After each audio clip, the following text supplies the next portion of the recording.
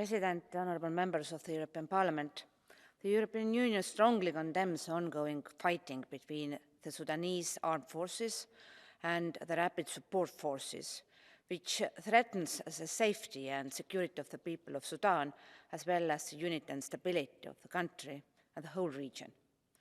The EU deplores the loss of lives and the violations of international law, including international human rights law and international humanitarian law, calling on all actors to comply with international humanitarian law and implement an immediate cessation of hostilities without preconditions. Over 2 months into the fighting, at least 865 civilians have been killed, including 18 humanitarian workers and over 190 children. More than 6,000 people have been injured. 2,000 people may also have died in fighting in Darfur.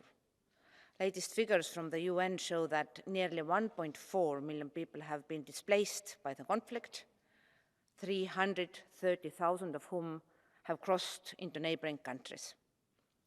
The humanitarian situation in Sudan has reached a breaking point, with around 25 million people in Sudan, almost half of its total population, in urgent need of support, including 450,000 children already displaced.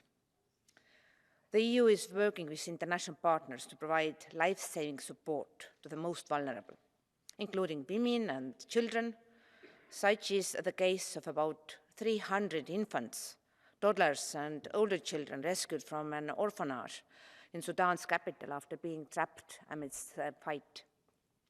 The evacuation carried out by the International Committee of the Red Cross and UNICEF came after 71 children died from hunger and illness in the facility since mid-April. Procurement of traditional vaccines remains a critical gap in Sudan to ensure continuity of routine immunization services and avoid the outbreak of vaccine-preventable diseases. I would like to commend the efforts to increase flexible humanitarian funding for partners who are maintaining their operation in Sudan.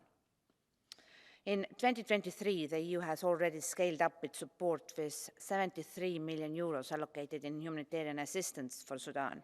Following the outbreak of violence, the EU has mobilized 200,000 euros for immediate relief and first aid assistance to those injured or exposed to high risk. This EU emergency funding supports the Sudanese Red Crescent Society with first aid, evacuation services and psychosocial support, helping around 70,000 people in Khartoum, Northern State, North Kordofan, South Darfur and North Darfur.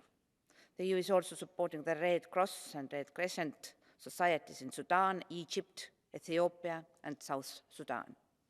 The EU launched a humanitarian air bridge to facilitate the transport of life-saving supplies to our humanitarian partners.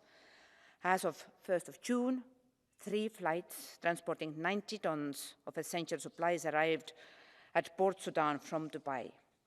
These flights were organized with the support of the UN Humanitarian Response Depot, managed by the World Food Programme. The support provided by the humanitarian air bridge includes water, sanitation and hygiene and shelter items. The operation will allow our humanitarian partners on the ground to deliver immediate assistance to those in need. Moreover, another EU humanitarian air bridge is connecting Europe and Chad. A first flight from Munich to N'Djamena arrived on 31st of May with 90 tons of supplies. This operation helps support the displaced population in Chad. More work is naturally being undertaken with neighboring countries. Lastly, the EU calls on all actors to allow and facilitate rapid and unimpeded humanitarian access, as well as to protect civilians and ensure safety of humanitarian personnel. The fighting must end to guarantee their protection and allow space for dialogue and mediation. In this context, the EU supports efforts for an immediate cessation of hostilities, which will lead to a permanent ceasefire agreement to be negotiated urgently. Thank you.